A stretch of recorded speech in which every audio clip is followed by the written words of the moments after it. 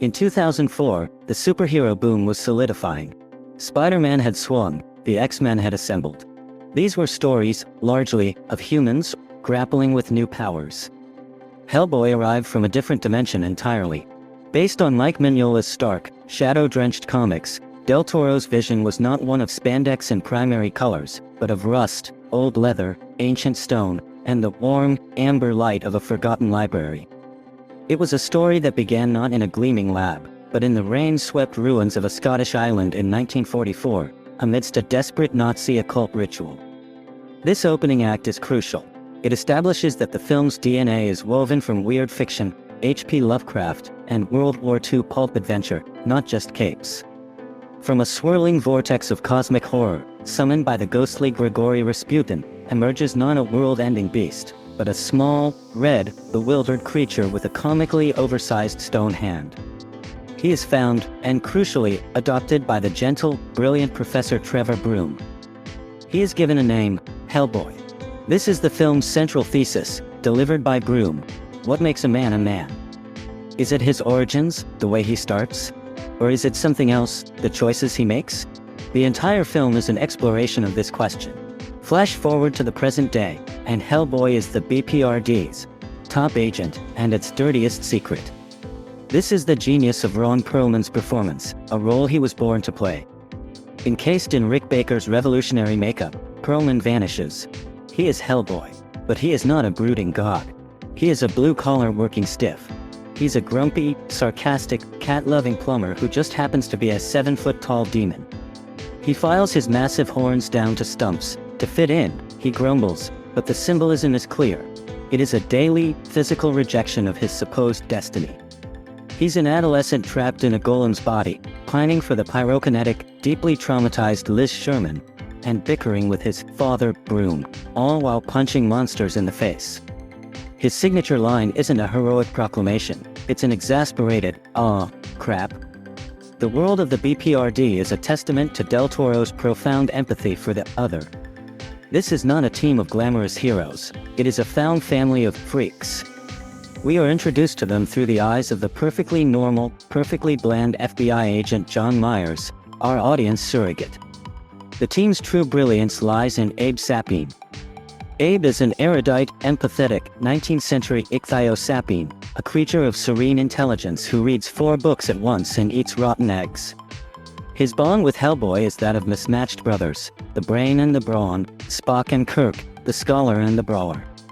And then there is Liz, the film's tragic heart. Her power is not a gift, it is a curse, a form of self-loathing that manifests as uncontrollable, apocalyptic fire.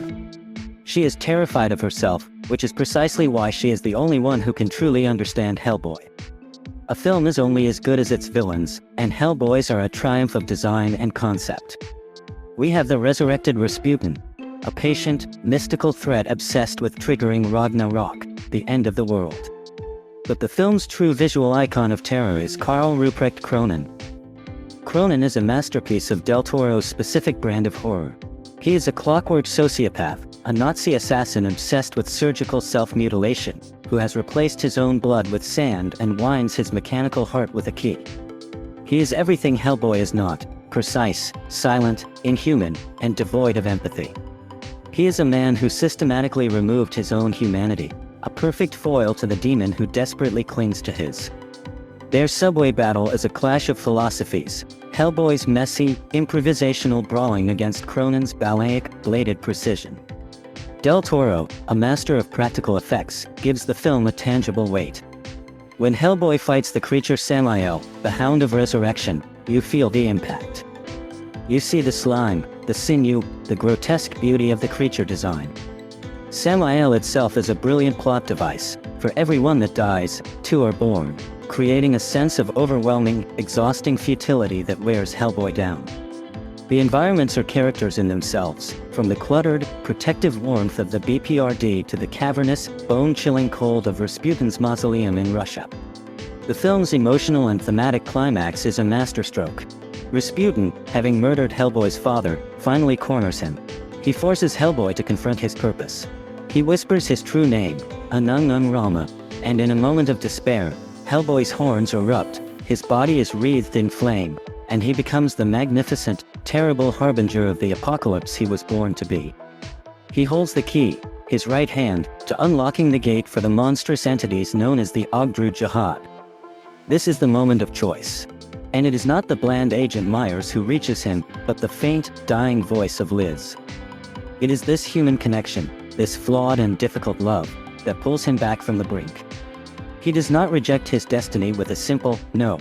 He rips his newfound horns from his own skull, looks at the god of chaos, and declares, "I'm not him. I'm me." He then uses the very key meant to destroy the world, his stone hand, to impale and destroy the god who gave it to him. This is the film's soul. It is not a story about power, but about choice. It is not about saving the world because it's the right thing to do, but about saving it because the people you love are in it. The final, quiet scene, where Liz and Hellboy are framed against the falling snow, is not a typical hero gets the girl ending. It's an affirmation of two broken, monstrous people finding a home in each other. Hellboy is a deeply personal, stunningly crafted, and profoundly moving piece of dark fantasy that just happens to be disguised as a comic book movie. It remains a high water mark for the genre, a film with a giant, beating, monstrous heart.